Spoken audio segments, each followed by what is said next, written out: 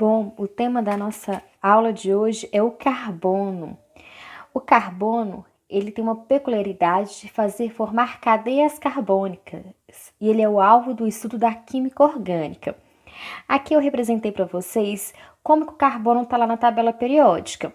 O carbono, ele se encontra na coluna 14, que é a mesma coisa que família ou grupo, família 14 ou 4A, certo? O símbolo do carbono é C. Eu tenho essas duas informações aqui, ó. O 12, que é a massa atômica, e o 6, que é um número atômico. E aqui eu coloquei do lado as informações que nós vamos preencher. O A é o número de massa atômica. O número da massa atômica, ele representa o número de prótons, mais o número de nêutrons do meu átomo. A gente considera que a massa do elétron ela é irrelevante para a massa do átomo. A massa atômica, então, sempre vai ser a maior. Então, nesse caso, é 12. Como é massa atômica? É 12U. O Z é o número atômico. O número atômico é o número de prótons também. Lembrando que os prótons, eles ficam no núcleo. O Z aqui, o número atômico, vai ser 6. Como consequência, o número de prótons também será 6. O número atômico, o número de prótons. E o número de elétrons? Bom, nesse caso aqui, o meu carbono, ele está no estado fundamental, ele está neutro.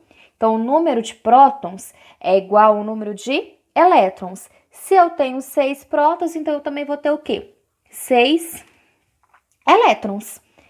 Esse N aqui, ó, ele representa o número de nêutrons. O número de nêutrons a gente tem que lembrar que é a massa atômica menos o número atômico, que vai ser, então, 12 menos 6, que vai dar 6. Então, ele tem 6 nêutrons lá no seu núcleo, junto com 6 prótons. E a família? Eu comecei falando com vocês da família. A família dele é a 14, que é a mesma coisa que 4A. Ele é um ametal. Isso é importante para a gente lembrar lá, a gente vê na química orgânica, que os ametais, eles formam ligação covalente.